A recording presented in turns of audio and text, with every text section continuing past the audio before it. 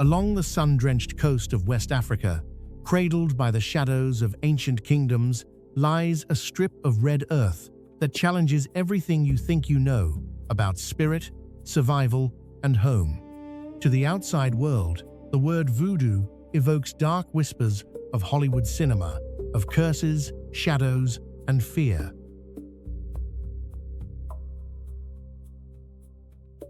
But step foot onto this soil, and you will discover a truth that is infinitely more profound. Here, Voodoo is not a dark art. It is a sacred song of harmony with nature, a living, breathing connection between the ancestors and the soil.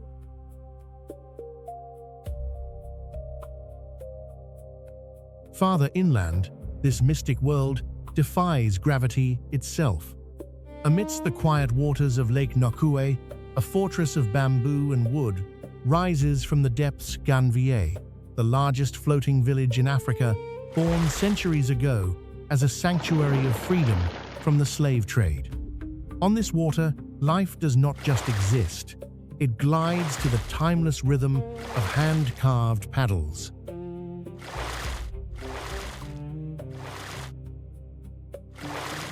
From the sacred masks that guard the night to the children who learn to swim before they can walk, this is a land where the invisible world and the visceral reality of daily struggle hold hands in a delicate, beautiful dance. This is a story of resilience, of sacred waters, and of a people whose souls run as deep as the ocean at their gates.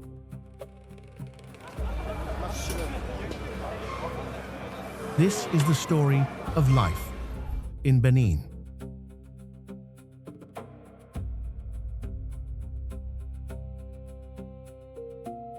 The Beninese morning does not announce itself with the sudden jolt of an alarm clock. It bleeds into existence through a gentle, creeping symphony of mist and light. Long before the equatorial sun breaches the horizon, around 5 in the morning, a thick, cool fog hovers over the glassy surface of Lake Nokoué.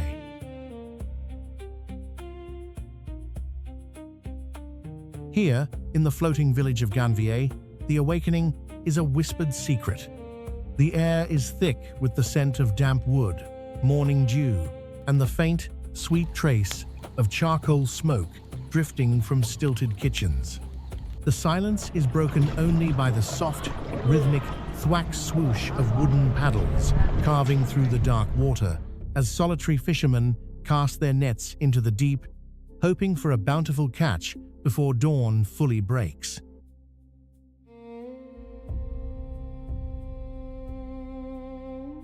But as the light shifts from a bruised violet to a burning copper, the pulse of the mainland begins to throb. In the bustling streets of Cotonou and the dusty red roads of rural communes, tranquility quickly surrenders to a relentless, rising hustle.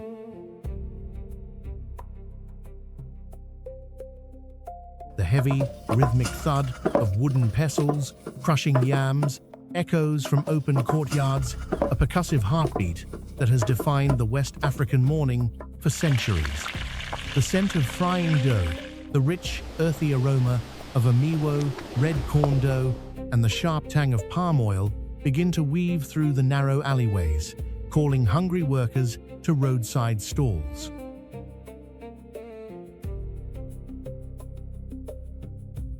Soon, the mechanical roar of zemijans, the ubiquitous motorcycle taxis, floods the streets. Hundreds of riders, in their iconic bright yellow shirts, weave through the chaotic, dust-choked arteries of the city, their engines forming a continuous, metallic hum. It is a morning of stark, breathtaking contrasts. On one side, the ethereal stillness of water-bound communities, whispering their morning prayers to the ancient spirits. On the other, the fierce, unapologetic energy of a nation rushing out to conquer the day.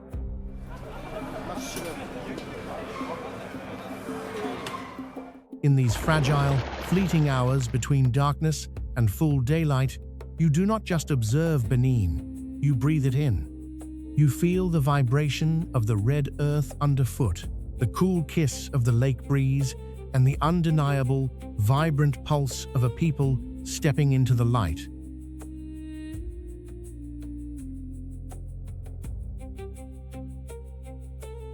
To understand the resilience of Benin is to understand its people, for here, the individual does not exist in a vacuum.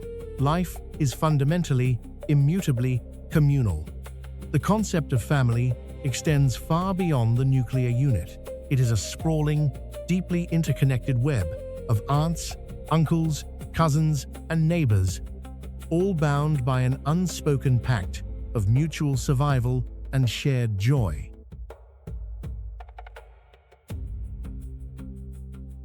Nowhere is this more evident than within the walls of a traditional concession, the multi-generational family compound.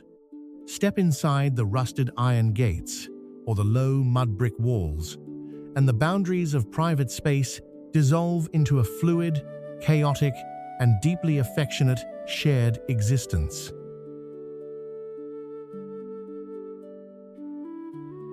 In these communal courtyards, doors are rarely locked, and the concept of an uninvited guest simply does not exist.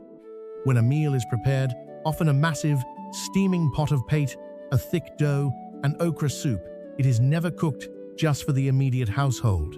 The aroma of the food is a silent invitation.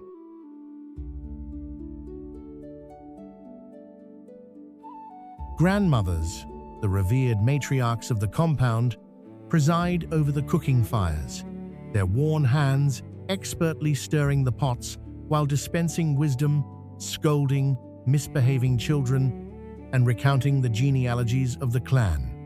When it is time to eat, everyone gathers around the communal bowl, using their right hands to scoop up the sustenance. It is a profound act of equalization. Around the bowl, there is no hierarchy, only the shared nourishment of the family body.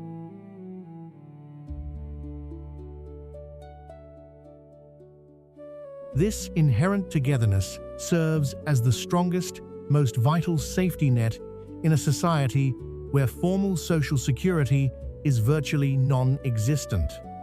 If a mother falls ill, a neighbor seamlessly steps in to nurse her children and tend to her stall at the market.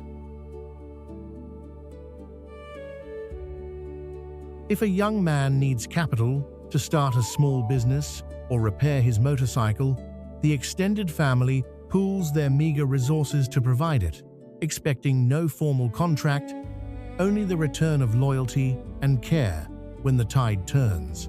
Joy and sorrow are never carried alone.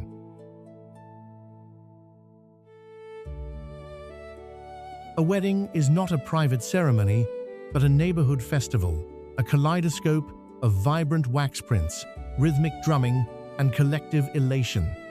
Conversely, when death touches a home, the entire community mourns, sharing the financial burden of the funeral and offering a comforting, physical presence that softens the sharp edge of grief.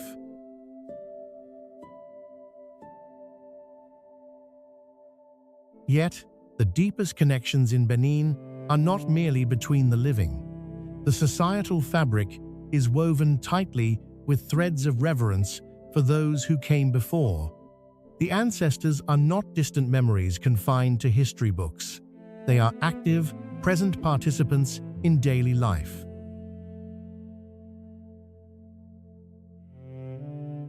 Before taking a sip of palm wine or local gin, it is customary to pour a few drops onto the red earth, a silent, respectful offering to the forebears, ensuring their continued guidance and protection. This unbroken dialogue between the seen and the unseen instills a profound sense of identity and belonging.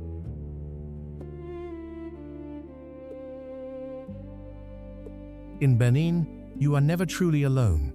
You are a leaf on a vast ancient tree, drawing strength from deep roots and nourished by the collective breath of the community.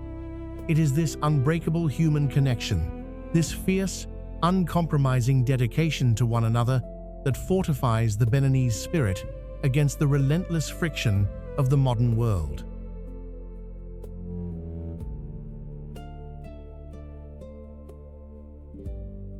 In Benin, sustenance is never merely physical. It is a profound cultural ritual, a daily communion between the earth, the hands that toil it, and the fire that transforms it. To truly taste this country, you must leave the polished tables of city restaurants and step into the suffocating, glorious heat of an open-air courtyard kitchen.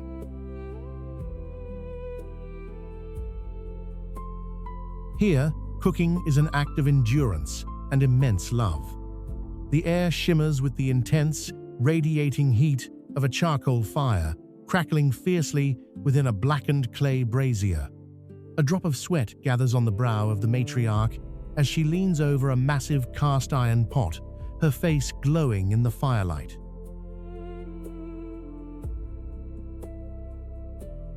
Suddenly, the air grows thick, intoxicating, laced with the sharp, peppery sting of Scotch bonnet chilies and the rich, earthy musk of red palm oil hitting a scorching pan. The scent is aggressive, waking up every dormant sense in your body.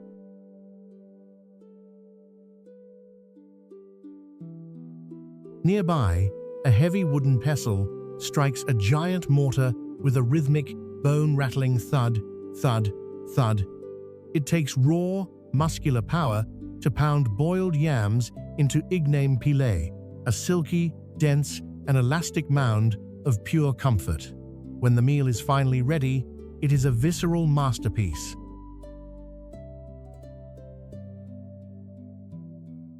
Imagine tearing into a piece of warm, spiced amiwo, a deep red, savory corn dough, and dipping it into a fiercely vibrant sauce of crushed tomatoes, smoked fish, and slow-roasted chicken. You do not just eat this food, you experience it.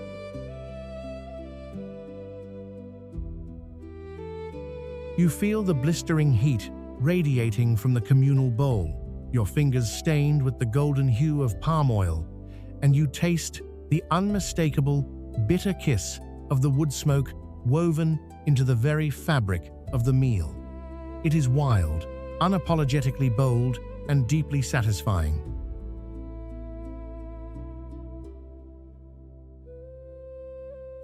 But in Benin, the nourishment of the body is only the prelude.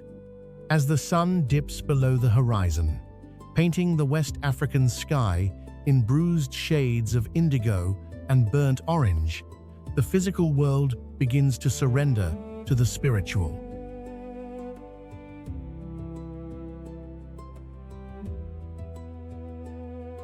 It begins as a faint vibration in the ground. Then, the low, guttural throb of a tam-tam drum cuts through the humid night air. The rhythm is not just heard, it is felt. It climbs up through the soles of your feet, vibrating in the hollow of your chest. The village square, illuminated only by the flickering glow of bonfires, transforms into a sacred theater.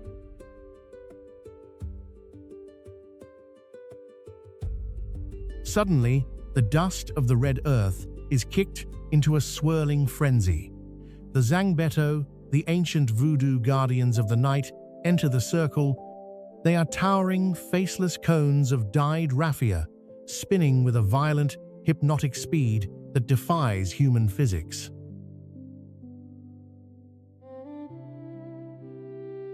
The air fills with the frantic, spellbinding chanting of the initiates and the sharp, metallic clatter of iron bells. As the Zangbeto whirls faster and faster, a trance-like energy swallows the crowd. The heat of the fire, the blinding dust, the sweat-soaked faces of the drummers, and the relentless, intoxicating beat all merge into a single, overwhelming sensory overload.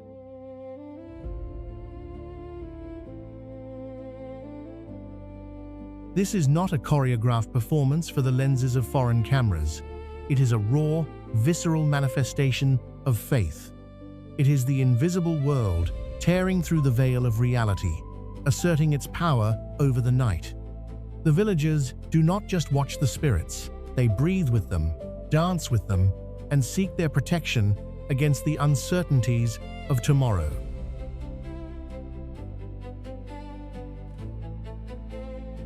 Here, The cultural soul is not preserved under the static glass of a museum. It is lived every single day.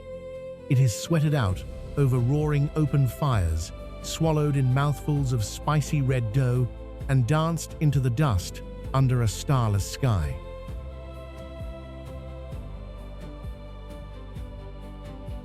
To witness this is to realize that, in Benin, culture is not a memory of the past.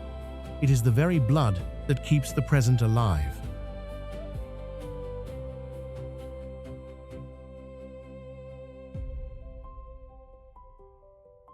When the morning mist finally burns off, the poetic stillness of Benin evaporates, replaced by the relentless, gritty machinery of daily survival. While the formal macroeconomy boasts of massive cargo ships hauling cotton and cashews from the bustling port of Cotonou, the true financial engine of this nation does not operate inside air-conditioned boardrooms.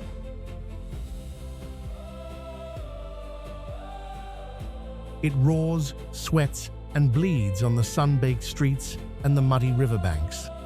This is a country fueled by the informal microeconomy, a sprawling, chaotic web of sidewalk commerce driven entirely by sheer human will.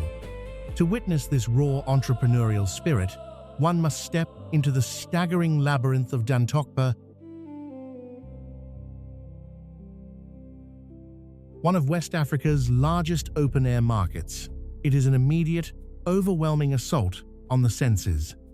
The air is dense, heavy with the pungent smell of dried fish, the metallic tang of diesel exhaust, and the sweet perfume of overripe pineapples.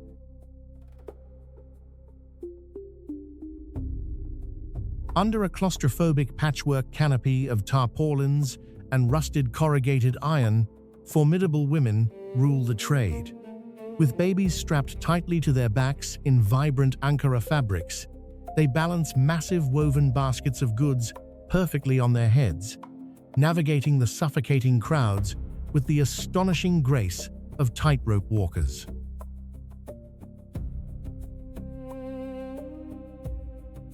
Their voices, sharp and melodic, slice through the chaotic din, bartering over every single coin with a fierce, calculating intellect. Out on the potholed roads, the Zemijan drivers, thousands of men clad in faded, exhaust-stained yellow shirts, turn the handlebars of cheap motorcycles into lifelines for their families.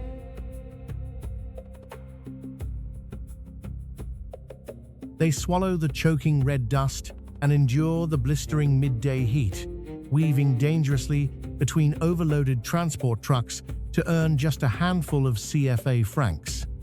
Even on the quiet aquatic streets of Ganvie, the economy is a physically grueling endeavor.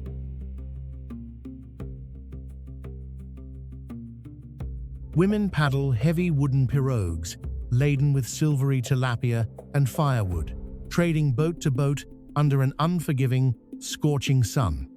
Look closely at their hands. The palms are heavily calloused, their skin weathered and cracked by the constant reflection of UV rays off the dark water.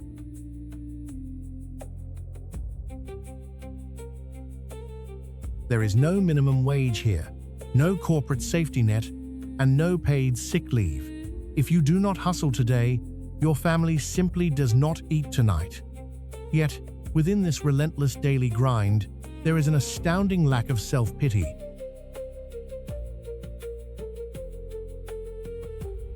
The working-class people of Benin embody a profound, unyielding ingenuity. They are masters of making something out of absolutely nothing, repairing the irreparable, selling the unsellable, and turning every dusty street corner into a marketplace of possibility.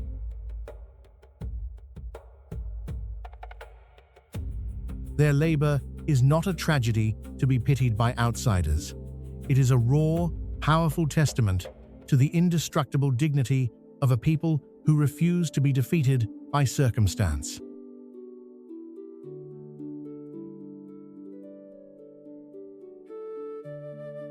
But to present Benin solely through a lens of vibrant culture and entrepreneurial triumph would be a grave injustice to its profound, enduring struggles.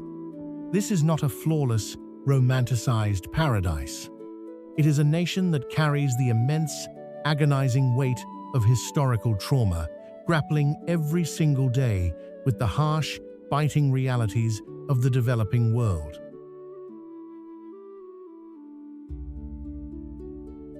You feel this weight most acutely in Ouidah, a quiet coastal city haunted by the ghosts of a devastating past. Walk along the desolate, sun-baked stretch of sand, leading to the monumental Gate of No Return.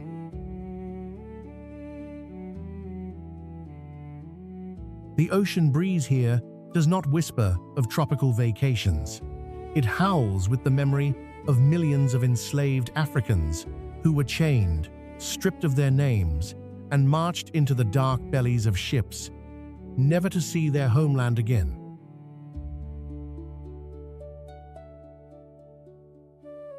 Standing before this towering stone arch, feeling the violent crash of the Atlantic waves against the shore and the sharp sting of salt in the air, you are struck by a heavy, suffocating silence. It is an open, generational wound carved into the very soul of the land, a dark legacy that still subtly colors the nation's psyche.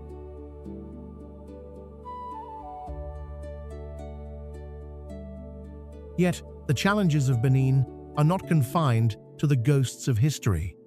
They are fiercely, physically present. Across the country, the struggle for basic infrastructure is a daily war of attrition.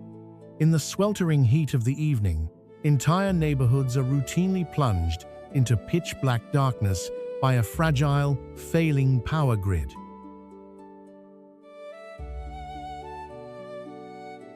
The sudden silence of a blackout is quickly replaced by the furious, choking cough of cheap diesel generators, belching toxic fumes into the humid night air, a luxury that only a fraction of the population can afford.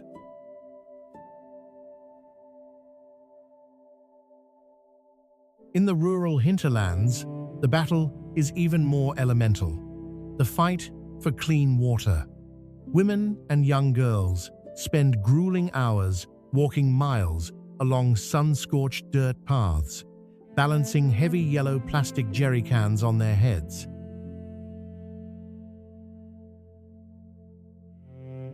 Even in Ganvié, the celebrated Venice of Africa, a cruel, inescapable paradox dictates daily life. A community built entirely upon a lake must paddle for miles by canoe just to secure a few liters of safe, drinkable fresh water. It is an exhausting reality that wears down the physical body day by day.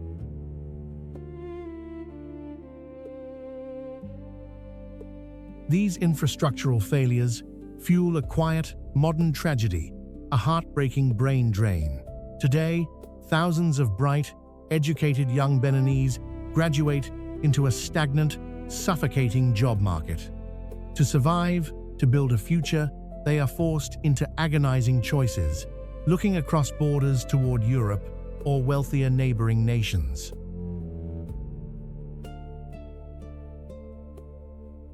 This mass exodus slowly splinters the very multi-generational family compounds that have historically been the society's strongest, most unyielding anchor.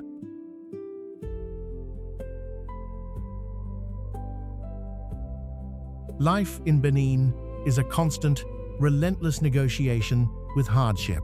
It demands an exhausting fortitude that defies any poetic romanticization. To truly love and understand this country is to look it directly in the eye, acknowledging the deep, aching scars of its past and the unforgiving obstacles of its present without ever turning away.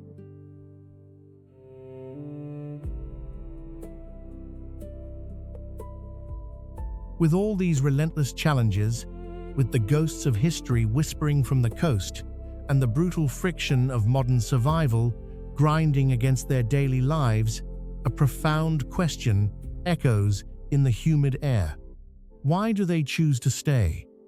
In a world where crossing borders often seems like the only logical escape from poverty, what is the magnetic force that anchors the Beninese people so fiercely to this unforgiving red earth?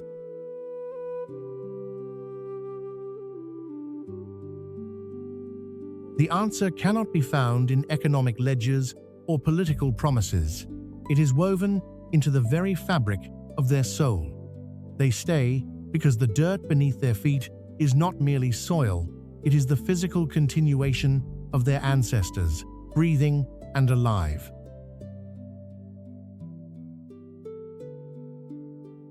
They stay for the inescapable, enveloping warmth of the family compound, where a child is raised by a dozen mothers, and where a burden, no matter how heavy, is divided among 100 hearts until it becomes light enough to bear.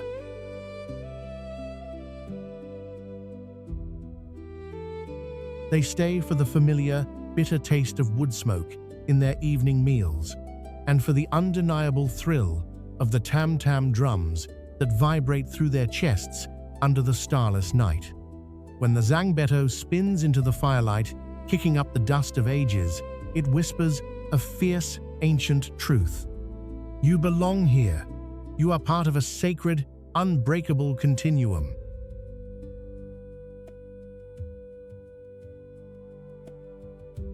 In our modern, relentlessly fast-paced world, a world that is constantly sprinting toward an elusive future, often severing its ties to the past, Benin offers a raw and beautiful masterclass in being strictly present. It strips away the superficial noise and demands that we look at what truly matters.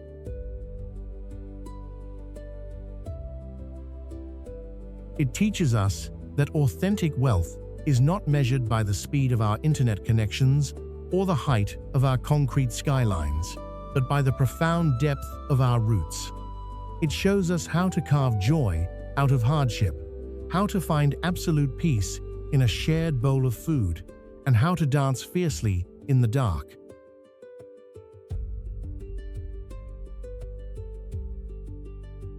As the final embers of the cooking fires burn down to a soft, glowing ash, and the wooden canoes glide silently into the deep shadows of the floating village, the ancient spirits of Benin settle gently over the land.